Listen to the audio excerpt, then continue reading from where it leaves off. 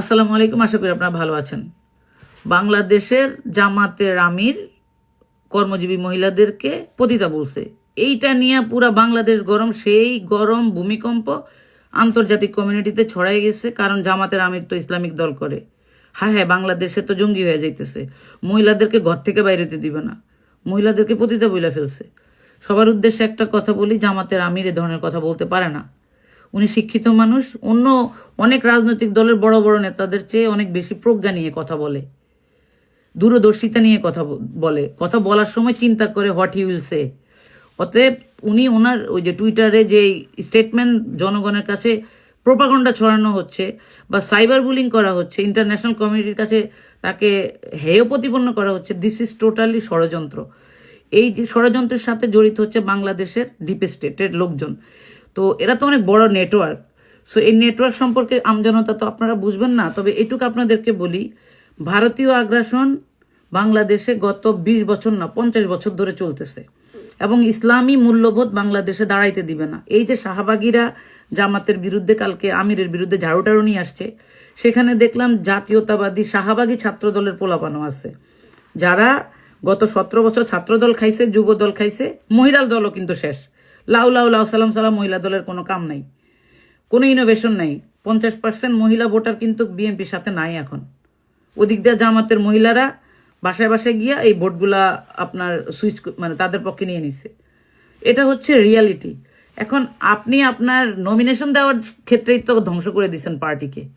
50% জয় নিশ্চিত হয় একটা দলের নমিনেশন ক্যান্ডিডেট কাদেরকে দিলেন? সেখানে ঋণ খেলাপি, চাঁদাবাজ, লুটতরাজদেরকে দিচ্ছেন।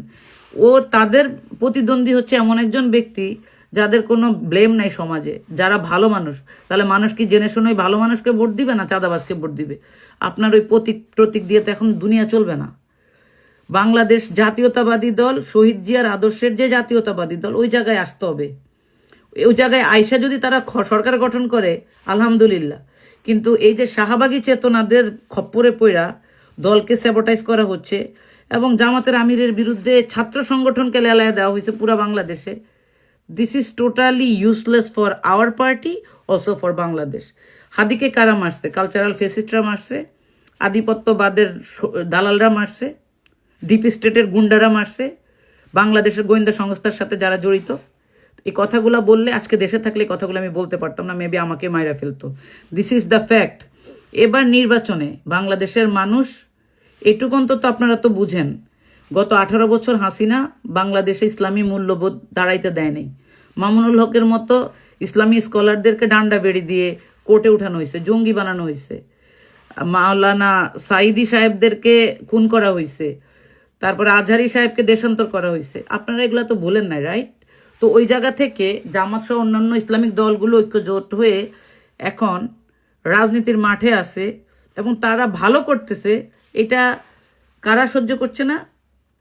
যারা বাংলাদেশকে দালাল চাকর বানায় রাখতে চায়, বাংলাদেশের যে লুবি রাজনৈতিক নেতাদেরকে মানে যে কুত্তার মতন খাবার দিলে এরকম করে খায়, এরা কিনা যায় আর কি, যে সমস্ত তাদের কারণে তারা এখন উৎপাত শুরু করে দিছে। তোরা জামাতের আমিরের বিরুদ্ধে ঝাড়ু মিছিল করস, প্রতিদিন দেশের মধ্যে হাজার হাজার মাইয়ারা ধর্ষণ হয়, কই তোদের তো শাহবাগ এইসব নিয়ে কথা বলতে দেখি না। অনেক রাজনৈতিক কর্মীরা হ্যারাসমেন্ট হয়, কই কথা বলতে তো দেখি না। ইউনিভার্সিটির শিক্ষিকারা হ্যারাসমেন্ট হয়, কথা বলতে তো দেখি না তোদেরকে। এগুলা কি মানুষ বোঝে না? এখন বাংলাদেশের মানুষ খুব ভালোভাবে বুঝে। বাংলাদেশের মানুষ এটা বুঝে যে এই দেশে এখন বাংলাদেশি জাতীয়তাবাদ, ইসলামের জয় চায় মানুষ। অতএব জামাত যদি সাংগঠনিকভাবে জনগণের কাছ পর্যন্ত যায় সরকার গঠন করতে পারে, এটাতে আমার কোনো দুঃখ নাই, গো ফর ইট। একই সাথে বিএনপিও যদি সরকার গঠন করে আমার কোনো সমস্যা নাই।